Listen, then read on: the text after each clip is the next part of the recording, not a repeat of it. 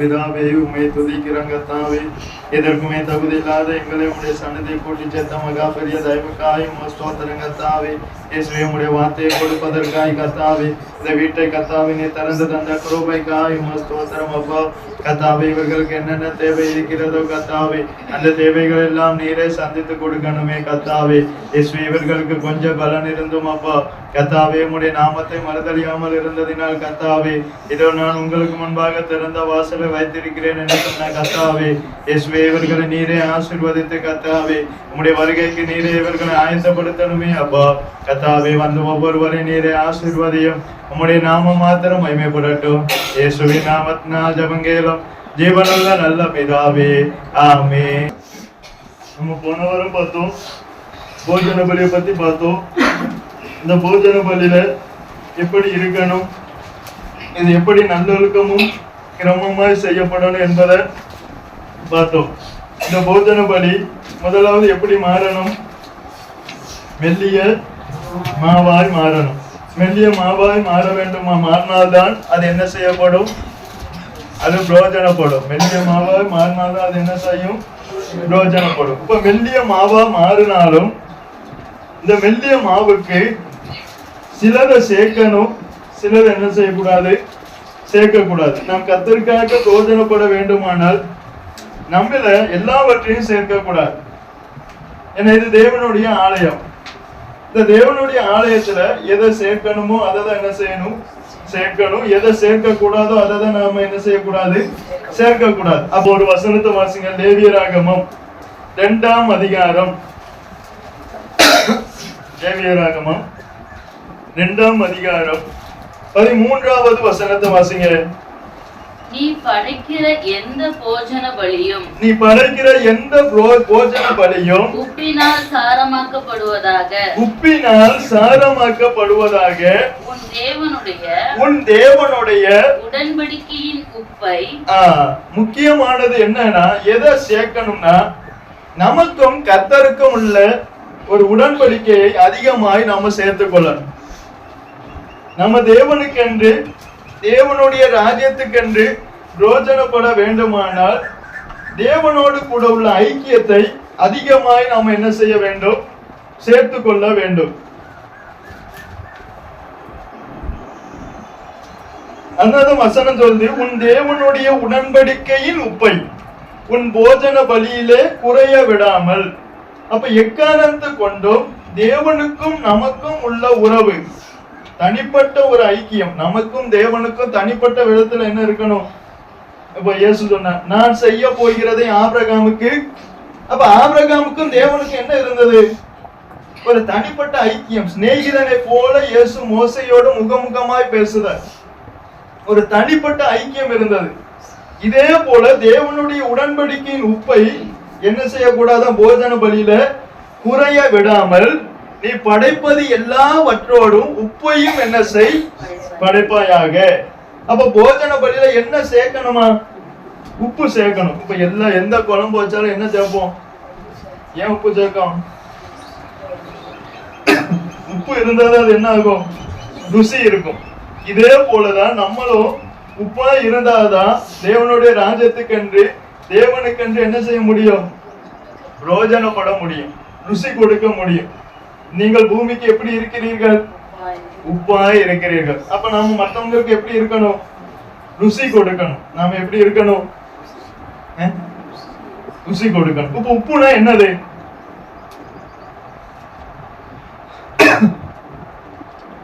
உப்புதான் தேவனுடைய வசனம். ஒருவன் அப்பமாக மாற வேண்டுமானால் தேவனுடைய வசனம் இல்லாமல் அவனால் அப்பமாக மாற முடியாது. தேவனுடைய ராஜ்யத்துக்கு என்று பிரயோஜனப்பட முடியாது, தேவனுக்காக பிரயோஜனப்பட முடியாது. அப்பமாக மாறின வேண்டுமானால் அவனுக்குள்ள என்ன இருக்கணும், தேவனுடைய வசனம் இருக்க வேண்டும். இந்த வசனம் தான் ஒருவனை பிரயோஜனம் உள்ளவனாய் மாற்றும்.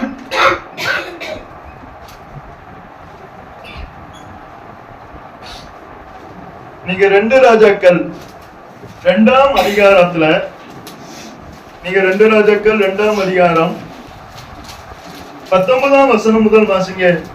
பின்பு அந்த பட்டணத்தின் மனுஷர் பின்பு அந்த பட்டணத்தின் மனுஷர் எலிசாவை நோக்கி, இதோ இதோ எங்கள் ஆண்டவன்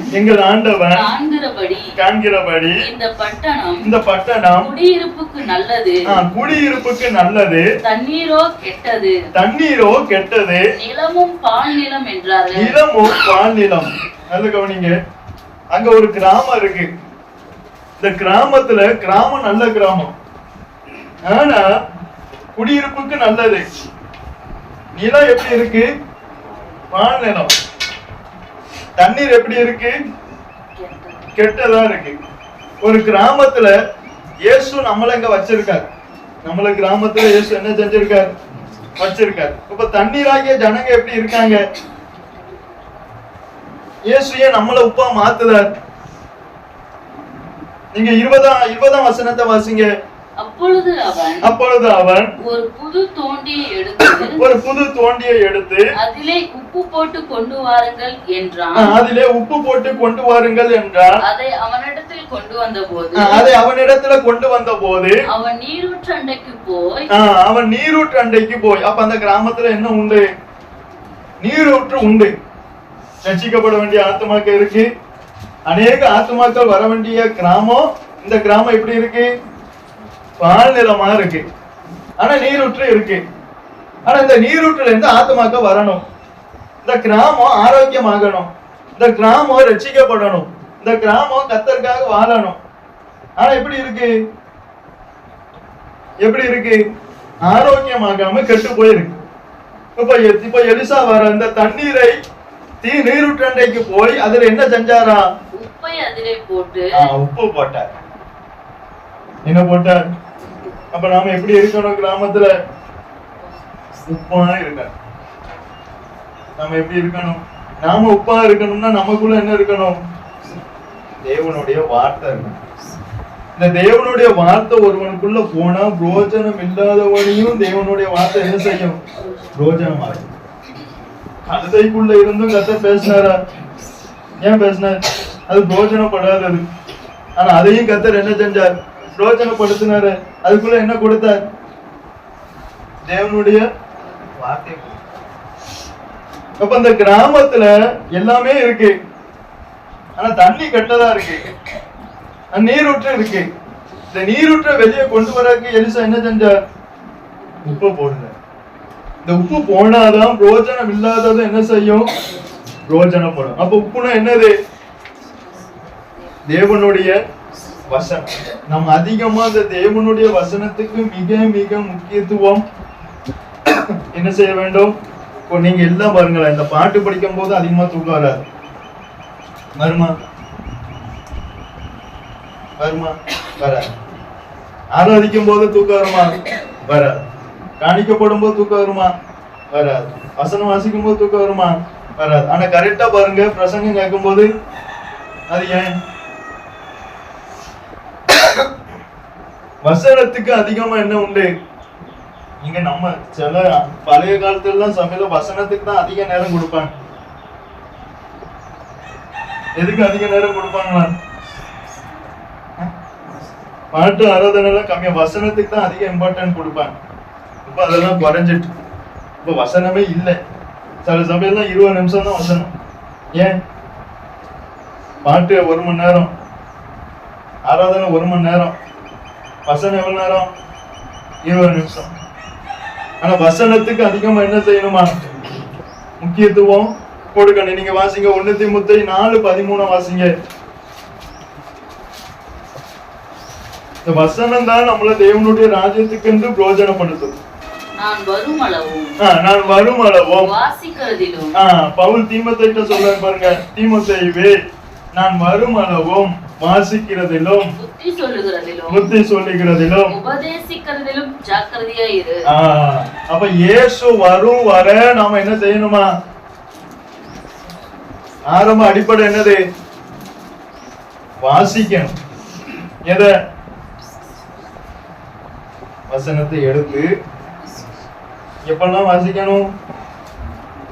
எப்பெல்லாம் நேரம் கிடைக்கும் எப்பெல்லாம் வாசிக்கணும்? எதுவரை வாசிக்கணுமா? அவர் வரும் அளவும். நான் வரும் அளவும் நீ வாசிக்கிறதிலும் புத்தி சொல்லுகிறதிலும் உபதேசிக்கிறதிலும் ஜாக்கிரதையாயிரு. அப்ப மிக மிக முக்கியமானது எது? இந்த வசனம். இந்த வசனத்தை முதலாவது வாசிக்க, வாசித்துட்டு இதை என்ன செய்யணும்?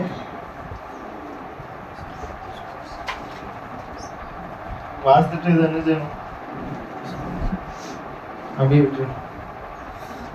வாசிக்கணும். இத வாசிக்க வாசிக்க தான் இது நம்மளை எப்படி மாத்தும்? இந்த பூமிக்கு உப்பா மாத்தும். ஏன்னா இதுதான் உப்பு. இந்த உப்பு தான் அதிகமா உள்ள சேரணும். அப்போ நீங்க மீன் எல்லாம் வைக்கீங்க, கெட்டு போகாம இருக்கணும்னா என்ன செய்வீங்க?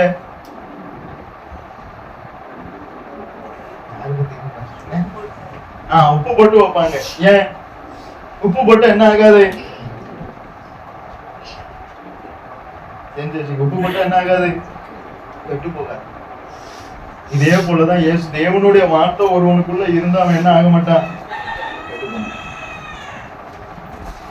இந்த வார்த்தை அவன் அப்படியே 10 வருஷம் வைக்கும் தேவனுடைய ராஜ்யத்துக்கு. இந்த வசனம் மிக மிக மிக மிக வசனம் மிக மிக மிக மிக. இப்போ நீங்க இன்ஜினியர் படிக்கீங்க, அதுக்குரிய புக்கை வாங்கி படிப்பீங்க. அந்த புக்கு உங்களை எல்லாம் மாத்துது.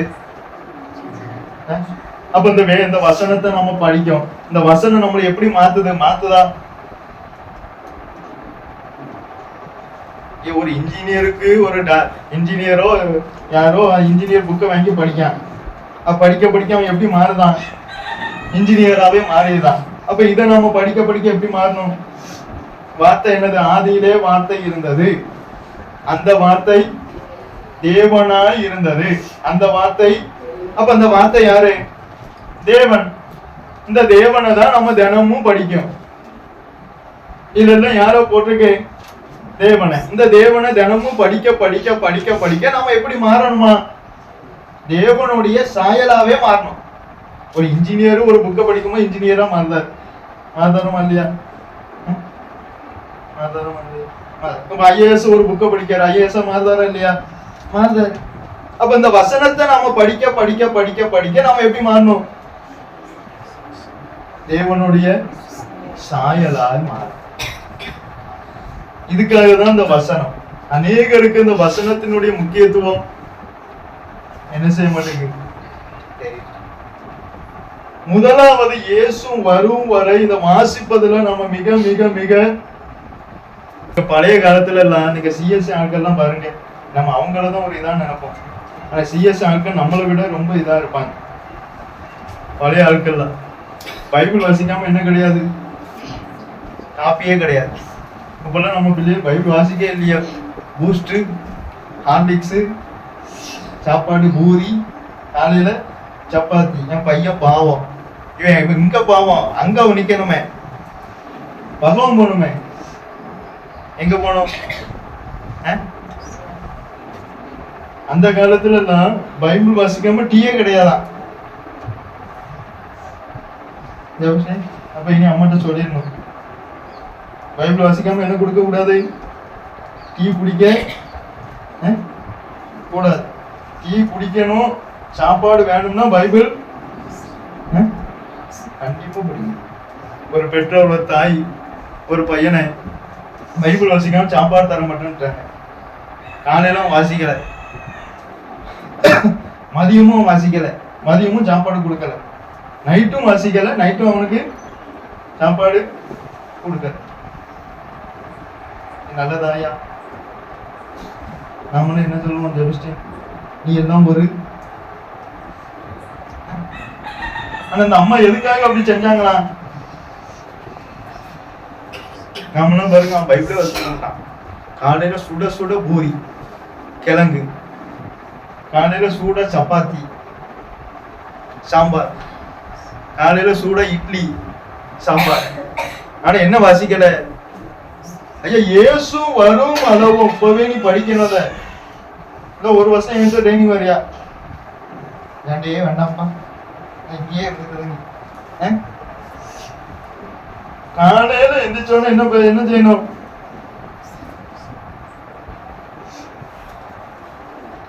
சிவன் நீ வாசிப்பியா?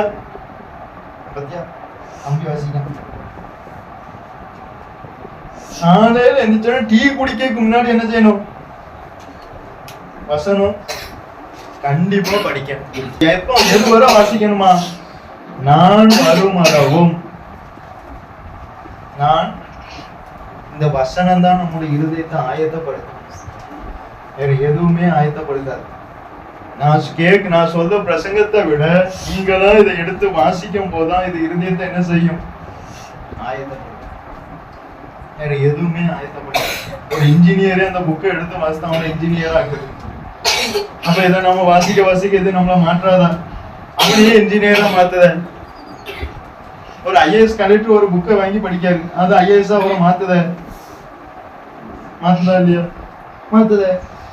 அதுலதான் பரிசு அவருக்கு. அப்ப இதுதான் நமக்கு பரிசு வைப்பாரு.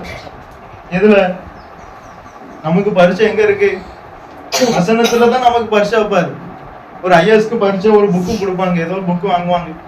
அந்த புக்கை வாங்கி அப்படியே படிப்பாங்க. அதுல இருந்தா கேள்வி கேட்பாங்களா, அதுல இருந்தா ஆன்சர் இருக்கா, அதை படிச்சு எழுதுவாங்க. அப்ப நமக்கு எது பரிசு? பைபிள். இதெல்லாம் நம்மளுக்கு நியாயம் தீர்ப்பாரு. இதை படிக்கணும். இதை என்ன செய்யணும்? கண்டிப்பா படிக்கணும். பழைய காலத்துல அப்படி வளர்த்ததுனாலதான் இப்பெல்லாம் அவங்க எல்லாம் எவ்வளவோ நல்லா இருக்காங்க. உங்க பிள்ளைங்க நல்லா இருக்கணும்னா பைபிள் கண்டிப்பா என்ன செய்யணும்? படிச்சே ஆகணும். பிடிக்கையே இல்லையோ பைபிள் கண்டிப்பா படிக்கணும். காலையில எந்திரிச்சோன்னு பைபிளை படிக்கணும். எஸ்ட்ராவா உயர்த்தினது எது? அவர் என்ன படிச்சார்? என்ன புக் அவர் படிச்சிருக்காரு? அந்த எஸ்ட்ரா புஸ்தகத்துல வாசிங்க. எஸ்ட்ராவை உயர்த்தினது எதுன்னு பாருங்க. அவரை பிரோஜனப்படுத்தினது எதுன்னு பாருங்க. வாசிங்க.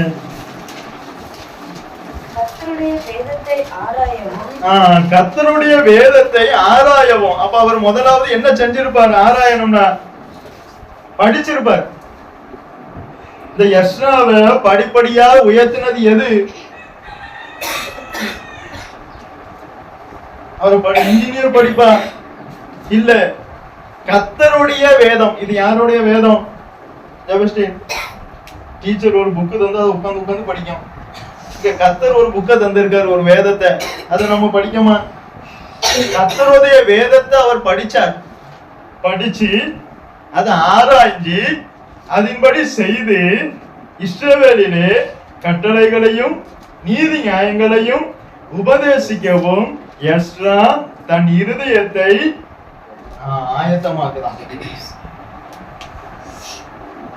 நம்முடைய வளர்ச்சிக்கு காரணம் அடிப்படையே இதுதான், வசனம் தான். இந்த வசனத்தை படிக்காம உன்னால முன்னேறவே முடியாது. புரியுதா? வசனத்தை நல்லா படிக்கணும். எத? வசனம். நீ ஒரு வசனம் வாசிய. சங்கீதம் 119. அந்த சங்கீதத்தை எடுத்து ஜெபஸ்டி. சங்கீதம் 119 51ஆம் வசனத்தை வாசிங்க. ஜெபஸ்டி எடு. சங்கீதம் 119 எடு. 51ஆம் வசனத்தை எடு. தாவீது அங்க என்ன சொல்றாருன்னு பாரு.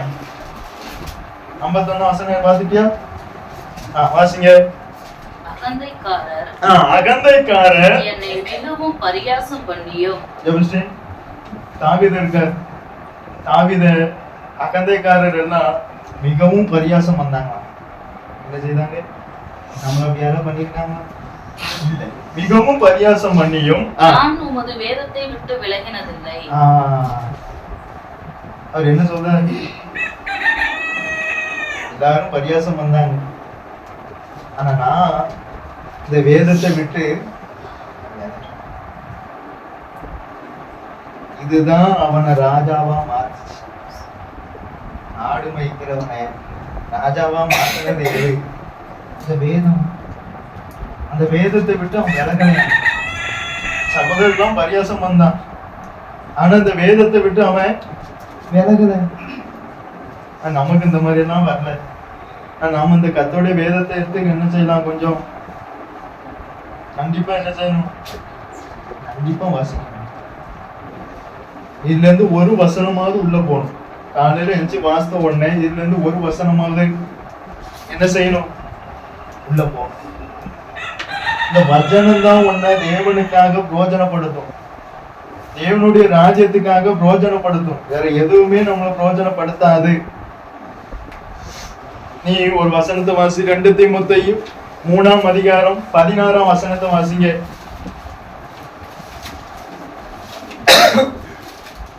அதனாலதான் போஜன பலியில உப்பு சேர்க்கப்படணும்னு சொல்ல காரணம்.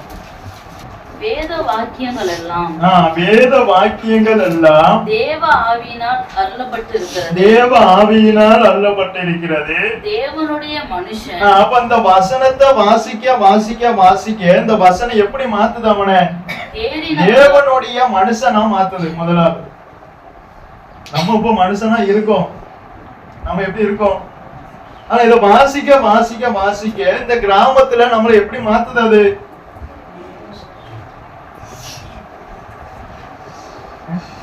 நம்மளை பார்த்தா யாராவது தேவனுடைய மனுஷன் சொல்லுவாங்களா? கண்டிப்பா சொல்ல மாட்டேன்.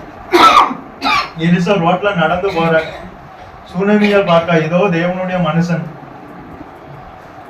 அவர் என்ன படிச்சார்? ஒன்னும் படிக்கல. எலியாவின் கைக்கு தண்ணி தான் ஊத்திருக்காரு.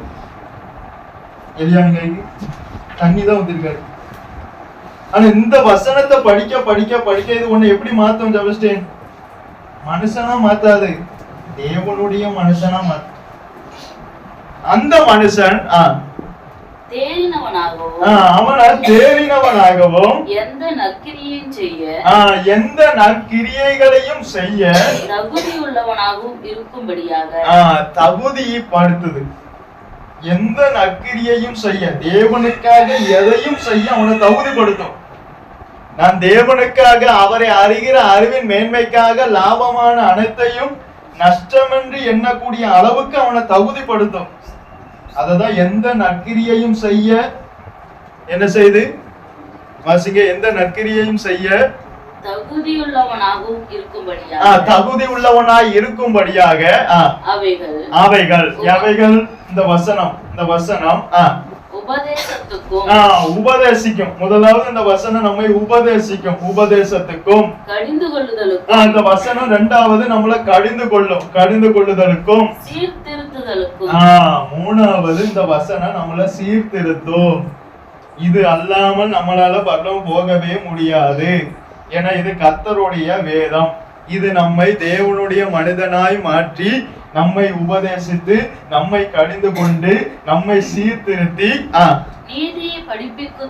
நமக்கு நீதியை கற்றுத்தந்து பிரயோஜனம்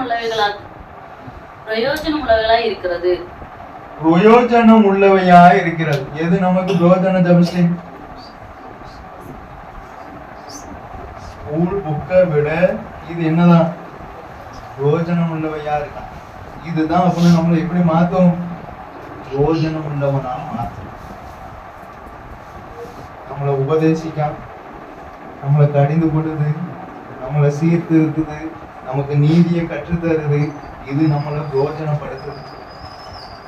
இத்தனை காரியம் இது நமக்கு செய்யும். ஆனா இதை நம்ம எங்க வச்சிருக்கோம்?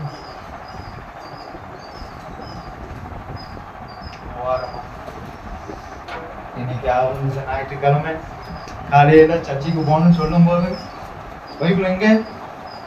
அப்பதான் அந்த பைபிள் மேல உள்ள தூசியெல்லாம் வந்து தட்டி அதை தொடச்சி அதை எடுத்து அப்பதான் அதை பழுது பார்ப்போம்.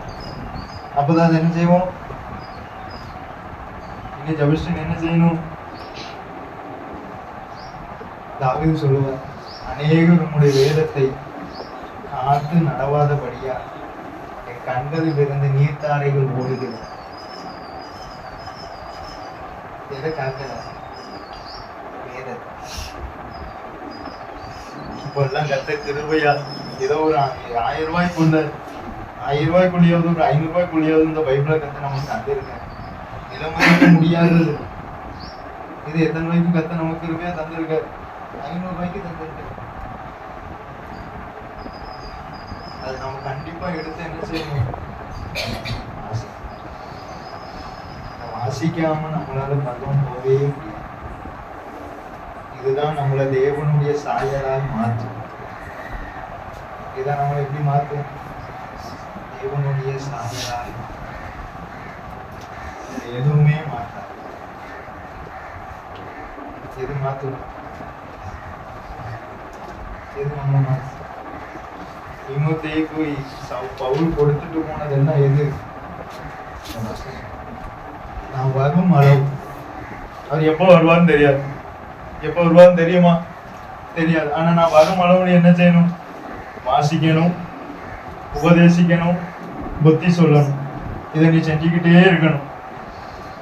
என்ன செஞ்சுட்டே இருக்கணும்? வாசிக்கணும், சர்ச்சில் உபதேசிக்கணும், புத்தி கேட்கறதும் கேட்காததும் அவங்களுக்கும் தேவனுக்குரியது. நமக்கு தந்த வேலையை நாம செய்யணும். இந்த பாஷை அவன் கேட்க மாட்டான், அது அவனுக்குரியது. உனக்கு தந்த வேலை என்னது? வாசிக்கணும். ரெண்டாவது புத்தி சொல்லணும். மூணாவது உபதேசம்.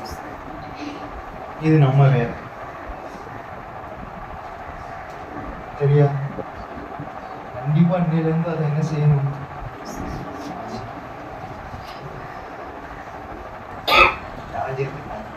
இந்த கிராமத்துல நம்மள உப்பா வச்சிருக்காரு. நாம தான் இந்த கிராமத்துக்கு பிரயோஜனப்படணும். இதை ஆரோக்கியமாக்கணும். சுகம் இல்லாம இருக்காங்க ஒருத்தவங்க. கிராமத்துல எல்லாரும் எப்படி இருக்காங்க? ஆரோக்கியம் இல்லாம இருக்காங்க. சாவு நிலப்போல இருக்கு. இந்த கிராமத்துல நம்மள உப்பா போட்டிருக்காரு. நீங்க பூமிக்கு உப்பா இருக்கீங்க. அப்ப நம்ம உப்புன்னா இது என்ன செய்யணும்? இந்த கிராமத்தை ஆரோக்கியமா மாறும். இனி அதுல இருந்து என்ன செய்யலாம்? தண்ணி குடிக்கலாம். அந்த தண்ணி இனி யாருக்கும் என்ன செய்யாது? சாவையும் நிலப்பலையும். குடியிருப்புக்கு நல்ல கிராமம். நம்மளை கத்தர் எப்படி வச்சிருக்கார்? உப்பா வச்சிருக்கார். நாம அநேகருக்கு என்ன செய்யணும்? போஜனப்படணும். அதுக்குதான் நமக்கு இந்த வசனத்தை தந்தார். மெல்லிய மாவுல உப்பு சேர்க்கலை ஆனால் அது என்ன ஆகாது? எந்த பிரோஜனம் இல்லாதவனையும் பிரோஜனப்படுத்துவதுதான் இந்த தேவனுடைய வார்த்தை. நீங்க பாருங்க, பேதுருவை பாருங்க. படிப்பறிவு இல்லாத ஏதமும் உள்ள அவனை பிரோஜனப்படுத்துறது எது?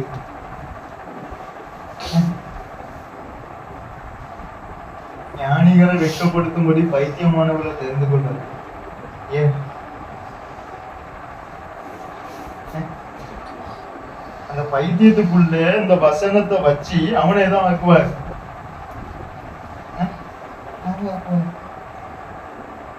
பலம் இல்லாதவனை பலம் உள்ளவனை வெட்கப்படுத்தும்படி பலவீனமானவன் தான் தெரிந்து கொண்டார். அவனுக்குள்ள பலனை வச்சு அவனை பலம் உள்ளவனா மாத்துறார். நம்மள மாத்த மாட்டாரா? நமக்கு ஞானம் இல்லைனாலும் எது நமக்கு ஞானத்தை தரும்? வசனம்.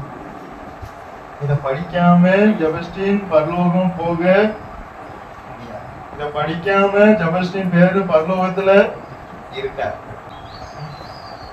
நம்ம கூட கடைசி வரைக்கும் வருது எது? அவருடைய வார்த்தை என் எலும்புகளுக்குள் அடைப்பட்டு. அப்ப எலும்புக்குள்ள போற வரைக்கும் படிச்சிருக்கான். எலும்புக்குள்ள போய் அடைபடுகிற வரைக்கும் அதை தியானிச்சிருக்கான். நமக்கு இருதயத்துல போவதுக்கு என்ன இருக்கு? பெரிய பாடா இருக்கு. அவனுக்கு தேவனுடைய வார்த்தை எங்க போயிருக்கு? எலும்புக்குள்ளையும். அப்ப இந்த வசனத்தை நம்ம கண்டிப்பா என்ன செய்யணும்? ஜெபஸ்டீன் கண்டிப்பா படிக்கணும். இதுதான் ஒண்ணு என்ன செய்யும்? போஜனப்படுத்தும். ரெண்டாவது வாசிங்க. இந்த போஜன பலியில ஒண்ணு என்ன சேர்க்கலாம்? உப்பு சேர்க்கணும். எது சேர்க்க கூடாது? வாசிங்க. லேவியராகமம் 2:11 வாசிங்க. நீங்கள் கர்த்தருக்கு செலுத்தும் எந்த போஜன பலியும் புளித்த மாவினால் செய்யப்படாதிருப்பதாக. ஒண்ணு உப்பு சேர்க்கணும். ரெண்டு என்ன இருக்கக்கூடாது? புளிப்பு சேரக்கூடாது. நீங்க டாக்டர்கிட்ட போனா, டாக்டர் காய்ச்சல்னு போனா அவர் வெண்ணி குடிங்க பாரு, பச்சை தண்ணியில குடிக்காதீங்க பாரு. நாம என்ன செய்வோம்? அதை செய்வோமா? ஜெபஸ்ரீ இப்போ உனக்கு காய்ச்ச, நீ டாக்டர்கிட்ட போற, டாக்டர் என்ன சொல்றாரு? வெந்நி தான் குடிக்கணும், வெந்நில தான் குளிக்கணும் பாரு. நீ குடிப்பியா? குடிக்க முடியாது. குடிப்பியா? குடிப்பியா? குடிக்க முடியாது. வெந்நிய குடிக்க முடியாது. டாக்டர் சொன்னா குடிப்பியா? குடிக்க முடியாது. குடிப்ப. இப்ப மாஸ்டர் சொல்றாரு செய்வோமா?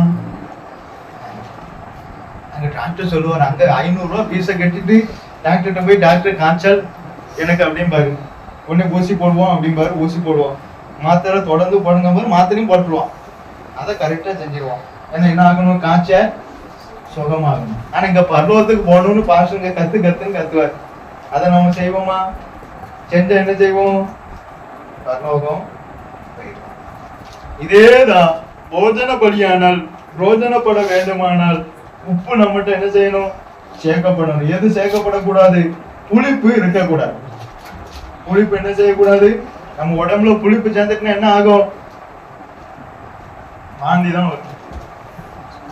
புளிப்பு சேர்ந்துட்டுனா வருமா வராதா? வாந்தி வரும். இதே போல நாம புளிப்பாயிட்டோம்னா கத்த நம்மள என்ன செய்வார்? வாந்தி பண்ணி போடுவார். புளிப்பு 2 புளிப்பு இருக்கு. ஒண்ணு உபதேச புளிப்பு, இன்னொன்னு ஜீவிய புளிப்பு. நீங்க வாசிங்க வெளிப்படுத்தல் எழுதின விசேஷம் 2ஆம் அதிகாரம் 14ஆம் வசனம் முதல் 16ஆம் வசனம் வரை வாசிங்க. வெளிப்படுத்தல் எழுதின விசேஷம் 2ஆம் அதிகாரம் 14ஆம் வசனம் முதல் 16ஆம் வசனம். ஆகிலும் சில காரியங்களை குறித்து உன் பேரில் எனக்கு குறை உண்டு. அந்த சபையில உப்பு சேர்ந்தவங்களும் இருக்காங்க, புளிப்பு சேர்ந்தவங்களும் இருக்காங்க. இததான் கர்த்தர் சொல்றார். உப்பு சேர்ந்தவங்களும் இருக்காங்க, புளிப்பு சேர்ந்தவங்களும் இருக்காங்க. உண்மையாய் மனம் திரும்புறவங்க இருக்காங்க, கள்ளத்தனமாய் மனம் திரும்புங்களும் உள்ள இருக்காங்க. இயேசு உண்மையாய் மனம் திரும்புங்களை பார்த்து ஒண்ணும் சொல்லல. ஆனா இந்த கள்ளத்தனமாய் மனம் திரும்புங்களை பார்த்து என்ன சொன்னார்? வாசிங்க. ஆகிலும் சில காரியங்களை குறித்து உன் பேரில் எனக்கு குறை உண்டு. விக்கிரகங்களுக்கு படைத்தவைகளை புசிப்பதற்கும் வேசித்தனம் பண்ணுவதற்கும் ஏதுவான இடரலை இஸ்ரவேல் புத்திரர் முன்பாக போடும்படி பாலாக் என்பவனுக்கு போதனை செய்த பிலேயாமுடைய போதகத்தை கை கொள்ளுகிறவர்கள் உன்னிடத்தில் உண்டு. அப்படியே நிக்கோலாய் மதஸ்தருடைய போதகத்தை கை கொள்ளுகிறவர்களும் உன்னிடத்தில் உண்டு. போதகத்தை சொல்றார், எப்பா உன் சபை ரெடி ஆயிட்டுன்னு நினைக்க, ஆனா உன் உபதேசத்தை கொஞ்சம் பேர் கை கொள்றாங்க. ஆனா கொஞ்சம் பேர் எந்த உபதேசத்தை கை கொள்றாங்க? நிக்கோலாய் மதஸ்தருடைய உபதேசத்தையும் பாலாவுக்கு போதனை செய்த பிலேயாமுடைய போதகத்தையும் கை கொள்றவங்க உள்ள இருக்காங்க. நான் அவங்கள பார்த்து சொல்றேன், நீ என்ன செய்? மனம் திரும்பு. மனம் திரும்புறவங்க தானே எங்க இருக்காங்க? அப்ப இதுல 2 கூட்டத்தார் உள்ள இருக்காங்க. உப்பு சேர்ந்தவங்க இருக்காங்க, 2வது புளிப்பு சேர்ந்தவங்க. இந்த புளிப்பு சேர்ந்தவங்களை பார்த்து சொல்றா, நீங்க என்ன செய்யணும்? மனம் திரும்பு. இல்லையானால் என் வாயின் பட்டயத்தாலே உங்களோட யுத்தம் பண்ணுவீங்க. சபைக்குள்ள 2 பேர் இருக்காங்க. தேவனுக்காக உண்மையாய் மனம் திரும்பினாங்க, 2வது கள்ளத்தனமாய் மனம் திரும்பினாங்க. போதகருக்கே தெரியும். ஒரு ஸ்திரீயை பத்தி ஓசியால இருக்கும்னு நினைக்கிறேன், எரேமியால இருக்கும்னு நினைக்கிறேன். அவள் என்னிடத்தை திரும்பினாள். ஆனா எப்படி திரும்பலையா? எப்படி திரும்பலையா? உண்மையாவே திரும்பல. எப்படி திரும்பினாலாம்? கள்ளத்தனமாய் மனம் திரும்பினான். அப்ப இந்த சபைக்குள்ள என்ன புளிப்பு இருக்கு? உபதேச புளிப்பு. இங்க பாஸ்டர் ஒரு உபதேசத்தை சொல்லுவார், ஆனா கை கொள்வதெல்லாம் வேற ஒருத்தர் உபதேசம். அவர் சொல்றதெல்லாம் கேட்காத, அவர் அப்படிதான் சொல்லிட்டு இருப்பார். அவர் சொல்றதெல்லாம் கேட்டா நம்ம எங்க போயிருவோம்? பரலோகம் போயிடும். எங்க போயிடும்? பரலோகம் போயிடும். அதனால அவர் சொல்றது என்ன செய்ய? இப்ப தாவீது அரண்மனைக்குள்ள போகும்போது வழியில வாசல்ல நின்னது யாரு? யார் நின்னது? யார் நின்னா? அப்சலோமு நின்னாரா இல்லையா?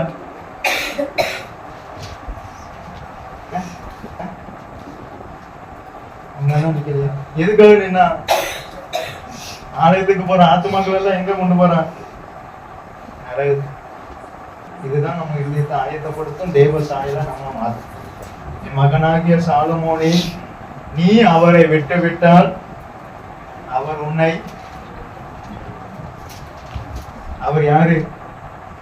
ஆதியிலே அந்த வார்த்தை தேவனாய், அவரை விட்டுட்டனா அவர் உன்னை என்றென்றைக்கும், நீ இதை விட்டுட்டா இது ஒன்ன விட்டுரும். நீ இதை விட்டுட்டனா இது ஒண்ணு என்ன செய்யும்? இதுக்காக யாரையும் விடலாம், ஆனா இதை விடக்கூடாது.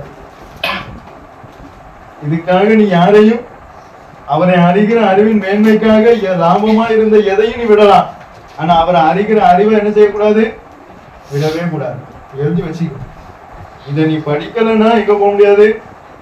பரலோகம் போக முடியாது. ஜெபிப்போம். நல்ல பிதாவே, உம்மை துதிக்கிறோம் கர்த்தாவே. எதற்குமே தகுதி இல்லாத எங்களை உடைய சன்னதியை கூட்டி சேர்த்த தயவுக்காய் ஸ்தோத்திரம் கர்த்தாவே. நீர் எனக்கு கொடுத்த வார்த்தையை நான் அவர்களுக்கு அப்படியே கொடுத்தேன் அப்பா.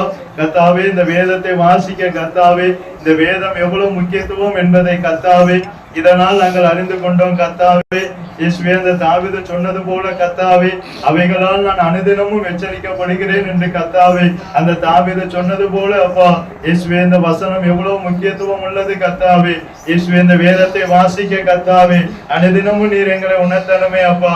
இந்த வேதம் எங்கள் இதயத்தை ஆயத்தப்படுத்தக்கூடியது கர்த்தாவே.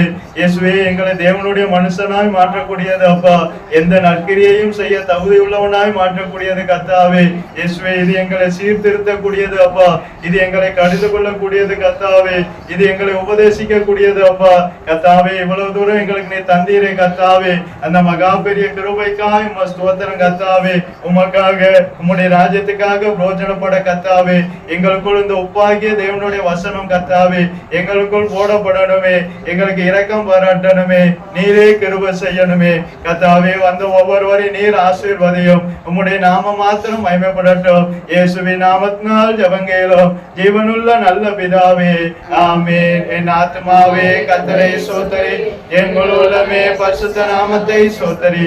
என் ஆத்மாவே கர்த்தரை ஸ்தோத்திரி, கர்த்தர் செய்த சகல உபகாரங்களை மறவாதே. ஆமென்.